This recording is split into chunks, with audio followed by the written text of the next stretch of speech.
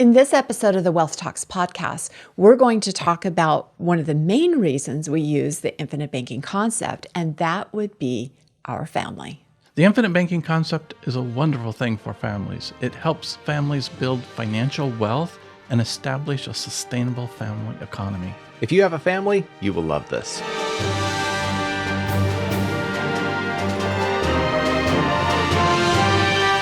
And today we're going to talk about two families. We're going to talk about the Rockefeller family, what we can learn from history, and we're going to talk about the McPhee family, our family. Two very different economies for the family, the Rockefeller family and our family. The Rockefellers, they started out, John Sr. was born, I think, in upstate New York, and his father went around selling a lot of different things. He was kind of what would be considered a snake oil salesman back in the day. He was raised mainly by his mother. That's where he seemed to get a lot of his religious values. And before he was age 20, he went into business for himself by partnering with his neighbor. They each put up $2,000 and they started Clark and Rockefeller, who were commission merchants at the time. They would help farmers to sell their crops, hay, grain, cattle, those types of things on the markets. So they were the go-between, the middleman, if you will. They would earn a commission on that sale. Didn't take them very many years to start getting into the oil refining business. I think it was 4 years later that they started getting into that in 1863. A year after that, he was able to buy a comfortable home for his family in Cleveland. And a year after that, he ended up buying out his partner and going full tilt into the oil business. I guess what the Rockefellers are known most for today, though, is their endowments, their huge foundations that they have built, and the money that flows into those endowments and continues to grow. Long after John D. has passed, it's a family economy that has been established by him that just keeps growing and growing. And lots of other families have done this too, like the Kennedys or the Bill Gates, the Warren Buffetts in the world. People with lots of money, it's worth it for them to have the attorneys draw up these elaborate foundations so they can create endowments. Other people like the Stanfords, they started Stanford University. Colleges have huge endowments. It's a way to keep money in the family, but get a tax break for doing it, and then have the family still be able to control and use that money. And the Rockefeller family, that was one of the first times in history that we saw such an elaborate scheme of trusts. And perhaps it was because they were coming from the business world where they had formed these trusts as cartels. Reading the history of it, when they first got started in the oil business, every man and his brother was in the oil refining business. It was the new hot thing to be in. So there ended up being a lot of consolidation over the years. And then you had producers or refiners that would band together to help control prices. So it was initially a protection mechanism so they didn't have the huge volatility. But then it turned into a cartel where they were actually setting prices to drive out the small guys and make them join the cartel. And so that's one of the reasons that their business grew so big. But then when they turned to preserving their wealth and take that institutional approach into preserving their wealth, 1913, you had the tax code, the income tax code that was passed. So how do you preserve wealth in that type of an economy? Well, you start looking at different ways to protect that wealth. So that we see these trusts and foundations being turned to that purpose. They set up these foundations that are basically nonprofit organizations that can build a huge fund called an endowment. And when the Rockefellers donated to that, they got a tax break. And then when their children or themselves even needed money, they just borrowed from the endowment because the endowment's purpose is to generate profits for the foundation. That's its sole purpose.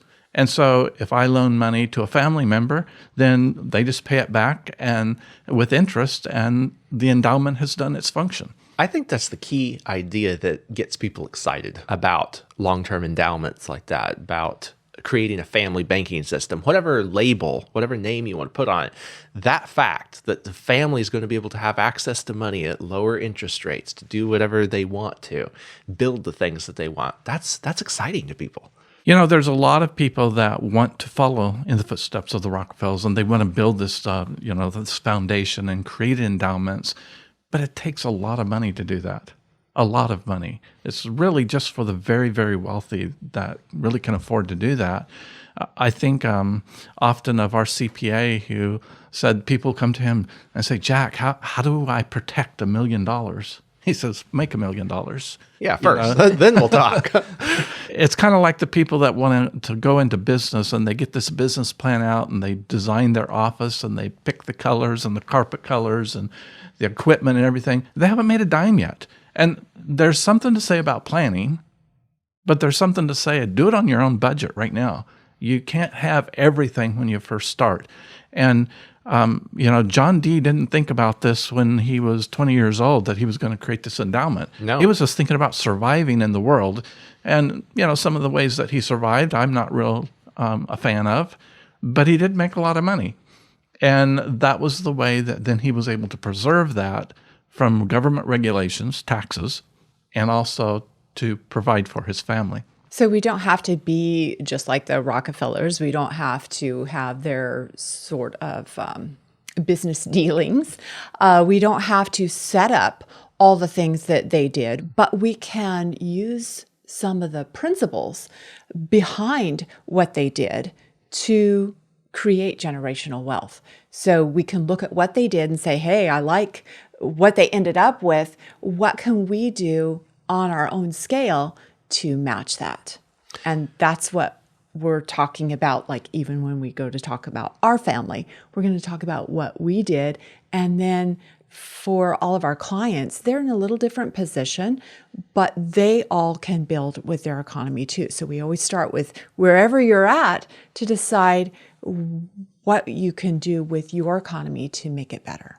One of the principles we can draw from the Rockefeller family is the principle of thinking long-term. They weren't just thinking about the next 10, 20 years. They were thinking really long-term here.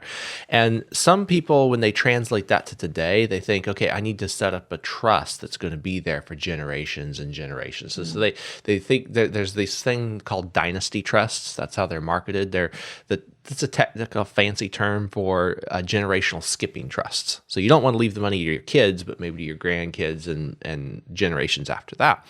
Well, you cannot be the grantor cannot control the trust once you create it. It has to be an irrevocable trust. So you're putting money away that you and your kids won't be able to use.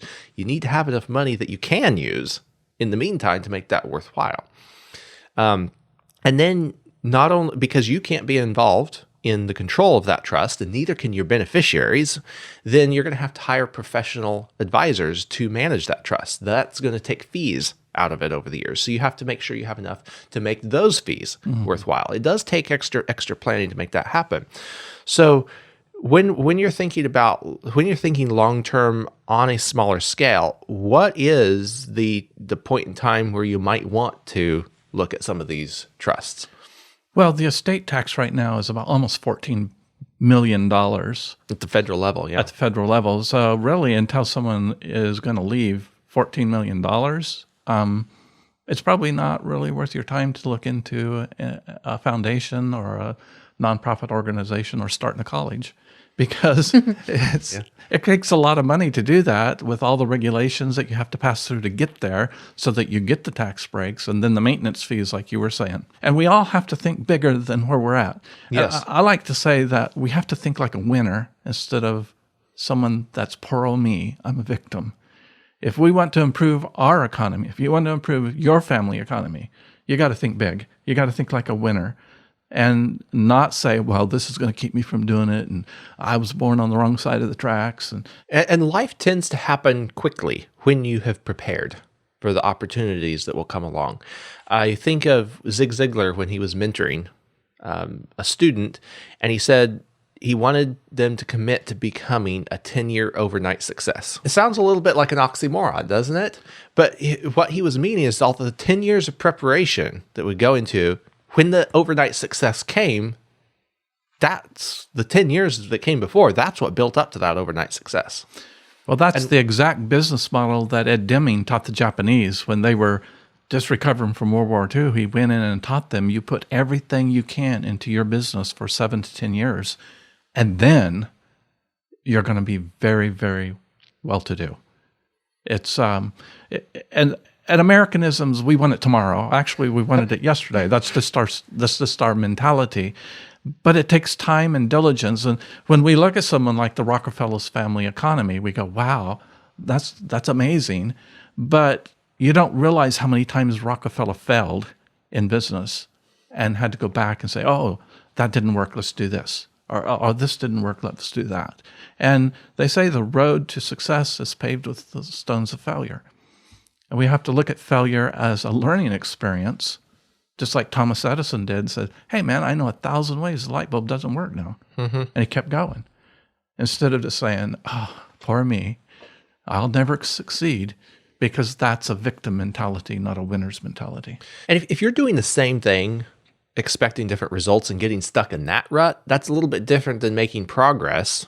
And hopefully you can still make progress even if you feel stuck in a rut for a while. Life does move in waves, so you have to wait for the opportunities to come along, but be preparing during those periods of waiting. I have a philosophical issue with the dynasty trust. Why do I want to control the future when I'm no longer here? I won't be having input into what current events are in the future. So how should I be trying to control the future? Instead, I've taught my children to make good decisions, and I expect them to teach my grandchildren how to make good decisions. And that way we don't have to try to control the future. Now, I do like trusts. We have a trust. We have our bank accounts in a trust. We own our property through a trust. Trusts are good tools, but we're not trying to control the future with our trusts. We're trying to limit taxes and probate. That's a different type of trust. So living revocable trust, you can control while you're still alive. You can be the grantor and the beneficiary. You don't have to get all the professional network involved with all the fees to manage that trust over a long period of time. That is a shorter term tool, but it can allow you to pass more before you have to be concerned about the estate tax limit. Earlier, we talked about how the federal estate tax limit is right about $14 million. That may come down to $7 million per person next year, but with a proper living revocable trust, a husband and wife can still pass $7 million each for a total of that $14 million. Well, after the break, we're going to come back and we're going to talk about our family and how we've set it up so that we can function like the Rockefeller family endowments do, but without all the cost and expense of maintenance and setup. Do you have a life insurance policy, or are you thinking about purchasing a life insurance policy for the infinite banking concept? At McPhee Insurance, we specialize in designing participating whole life insurance policies that work with the infinite banking concept. But we also review policies. So if you have an existing whole life policy, or you're thinking about purchasing a policy from another agent, we can review that. We review hundreds of policies. It is well worth the $75 for an independent look at that policy so that you can have the peace of mind that it's going to work exactly like you want it to for the infinite banking concept.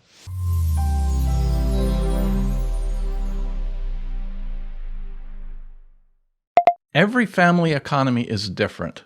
Whether you're the McPhees, the Rockefellers, the Norrises, the Zapatas, the Rigsbys, the Hirschchecks, your economy is different than everybody else's. And so we have to focus on, what does economy mean? Economy means household management, and every family manages their household differently. I was reading about the word economy recently, and I thought it was interesting that in ancient economic theory, an economic action was only rational if it was working toward a praiseworthy end. In today's world, that's often neutralized, but an economic action in the ancient world was only considered rational if it worked toward a praiseworthy end. I think of Proverbs 31, where it talks about a worthy woman and how she buys a piece of land and she takes care of it and she feeds her family and she clothes her family, and her husband has complete trust in her, and nobody in her family is worried about what they're going to eat or wear because she is taking care of the household. She is managing it so well that there's this peace and there's prosperity in that family. That's economy. I know as we were first married, we always haven't been as affluent as we are today, but we always practice good economy. A strong family economy gives you options then too when the macro economy, what's happening out there, isn't looking so great. You have more options when the family economy is strong to counteract that. I think of what Zig Ziglar told Chris Donham one time. It looks like there's going to be a recession, but we won't be participating. Having a strong family economy gives you that type of control when things out there in the economy aren't going so well. You've talked about Ziegler twice in this podcast, John, and I just want to bring up something that I really remember about him. He said that he grew up in the Depression era, where there were a lot of families that didn't have it. He says, but there were plenty of families that still had a good economy. And he said he tried to be at his neighbor's house that had a good economy as often as possible because they had a cook, and she was a really good cook, and they had good food. And he said one day the cook came out and said they had their biscuits really thin, really skinny. And he asked her, Maud, what happened to your biscuits? And she says, well, those biscuits started to rise, but they got cooked in the squat. And that's what happens with so many people's economy. They try something, they start to do it, and then the macro economy or something devastates them, and they shrink back down, and they get flattened, and they get cooked in the squat. I think some of that has to do with outlook and what you're thinking about. Having a more positive outlook, even though your economy is minimal, can really change your focus. So, for example, here, eggs are a hot topic because they're more expensive right now. A lot of chickens have been killed. There's a shortage of chickens, and that creates a shortage of eggs. So rather than, being all down in the mouth about how expensive eggs are and can't have eggs for breakfast, it costs so much, you can happily choose to have pancakes, which will use fewer eggs, and you still have a great breakfast. And if you have a more positive attitude, the shortage of eggs has less effect on your economy than if you're just going to be grumbling about the cost of eggs and that you didn't get to have a whole plate of eggs for breakfast. So changing your thoughts about how you perceive your economy has a great deal to do with how your economy is. Well, as we were raising our family, the words that we never used were, we can't afford to do that, because that's a negative input. People can afford to do really anything they want to do. It's their choices that they make. And so we may not be able to do it right now, but we can plan, long-term planning. We can think big. We can be a winner's attitude, and we can say we're going to do it in the future. And I remember when we were first introduced to the infinite banking concept, we were making a good living. We talk about that in the prescription for wealth. We were providing for the family. We owned our house, or we were buying our house. We had a mortgage. We didn't have any consumer debt. We were in the process of buying a tractor because we had to take care of our little farm there. That tractor we were getting at 0%, so we took the terms instead of paying cash for it. And the nice thing about that is that gave our children something to do, to have the farmland. So it was worth the mortgage to make that happen. Could we have afforded a smaller place? Perhaps. But we wanted a place to build a household, to build a family economy, to teach responsibility, to teach respect. Those are things that have to happen if you're going to build a larger economy. I just want to jump in here and share, when we wanted to ride the little horse at the grocery store, they used to be out in front of the checkout counters. You could go put coins into the horse and ride this horse. Well, you would ask us, well, do you want to ride this horse, or would you rather save our money and go to the merry-go-round, the carousel? Oh, and that was much more interesting than riding a horse that went up and down for a few seconds. And yet in our thinking long-term, we also were concerned because we knew that there were some big expenses coming up with our family in the future. Possibility of college expenses, and later on retirement, even to be thinking of. And we didn't feel like we were able to put enough away, or we didn't even really know where to put the money away. And I remember even we had gone to our CPA and asked him, what should we be putting away, and where should we putting this money that we're going to put away? And I remember him turning to the side, and he was just hitting on his 10 key.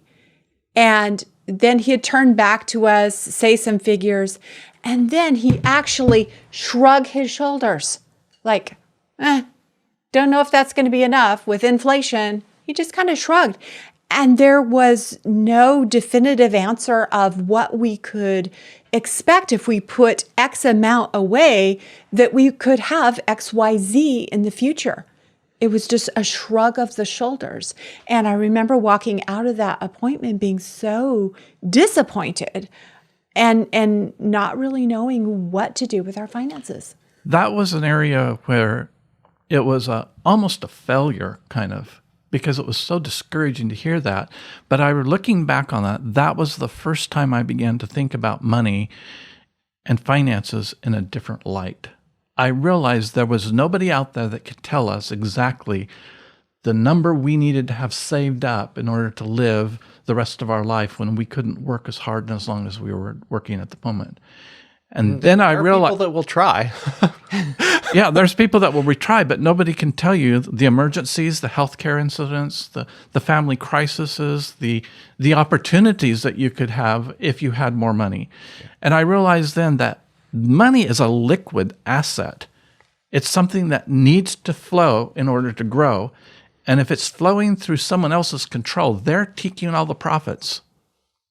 And we needed to do something so that that money continued to flow through us and we maintained its control, because God was the one that put that money in our hands in the first place, and we were responsible for keeping it and multiplying it, just like the story of the talents or the minas the scripture talks about. So when we found out that infinite banking was a place where we could put our money, get a guarantee on that money, and be able to access the money while we had a guarantee of its growth to use for present day needs or opportunities, that has just really completely changed our economy. I remember you saying, Michelle, we can spend money and still earn growth on it.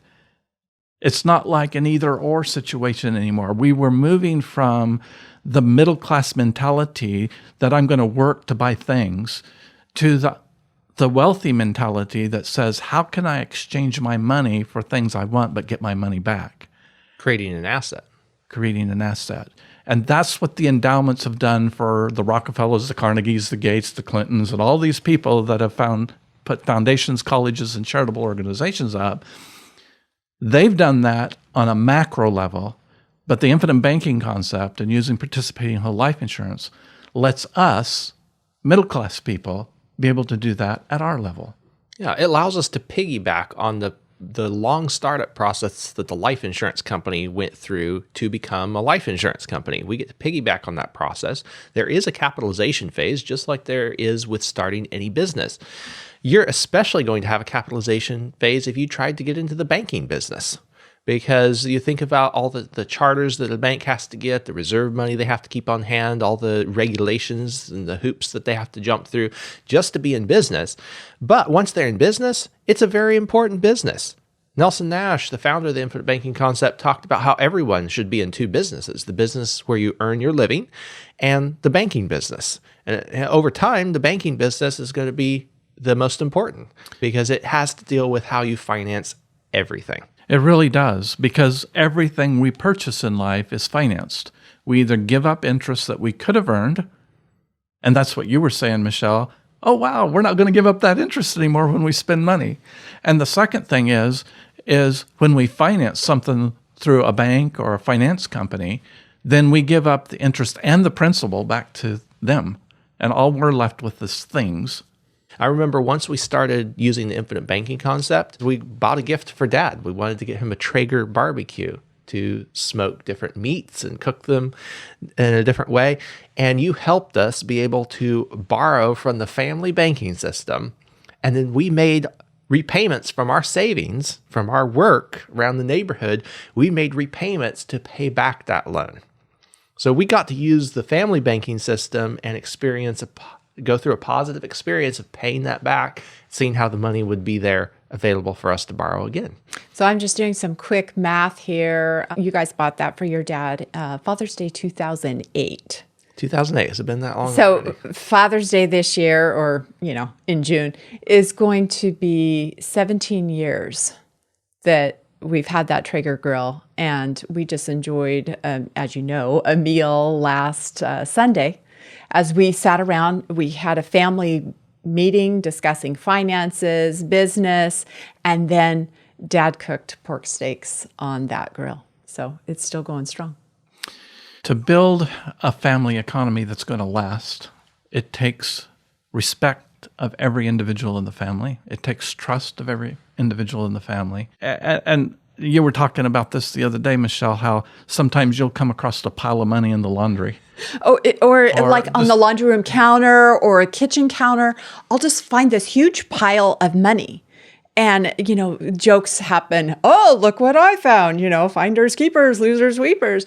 But someone can leave a huge pile of money on the counter, not worried that it's going to be disturbed, because no one's going to mess with that. And I know that doesn't always happen in families. Or, sometimes the kids will ask, over the years have asked me, Mom, where are your keys? Because they're going to move my car. I trust them with my car, but I also trust them to get into my purse and to get the keys out. I've never had to worry about someone snagging the credit card or money. That's never been an issue. And I know doesn't always happen in families. So I love that we have that trust with actual physical money sitting there, but there's also trust with money like in their own policies. People will be talking about different opportunities that they have. Maybe they need a certain amount of funds to purchase, and they'll discuss, do I need to get a policy loan? And someone else says, oh, I have some money in my bank account. And maybe someone else says, and I do too. We can loan it to you so you have it very quickly. It's just nice to hear that with our children, that they value money, but they also value relationships, and they can trust each other with even their finances. And, the kids will borrow your car or my truck, but, the other day, I think Steven's truck wouldn't start, and someone says, well, you can borrow my car or you can borrow my truck. And there was 3 or 4 people that said, hey, here's my key, because there's this cohesiveness in the family that goes way beyond money. If we're just focusing on money is something that can be very divisive. It can destroy people. The Bible tells us that the love of money is the root of all evil. And so raising our kids so they didn't love money, but they knew how to manage it, was really important for us, because we had this long-term goal that we wanted to provide this family economy that would last past you and I, Michelle. We really wanted to build the character in our children. And money is a means that you can use to help build character, but the character is what will manage the money in the best way possible and help to preserve it. If you want to improve your family economy, you can start doing that right now. The components that you have available right now in front of you are the things that you can use to start making your family economy better. What you do first will depend on your current situation, your desire, and your discipline. Anything's possible, but it always begins right here, right now. The size of your bank account and the size of your income are not nearly as important as your determination and the discipline to be able to reach your goal. Your goal is important too. Make sure you have defined what it is you want to accomplish.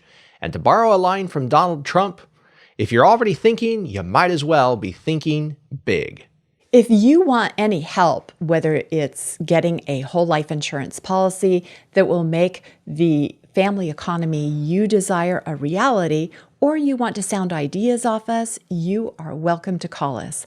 Our family is doing this and has been doing this for almost 20 years. We are happy to help you. We love to see strong family relationships, and a system like this supports and encourages strong family relationships. You can call us at 702-660-7000, or you can email us. Our email is team@mcpheeinsurance.com.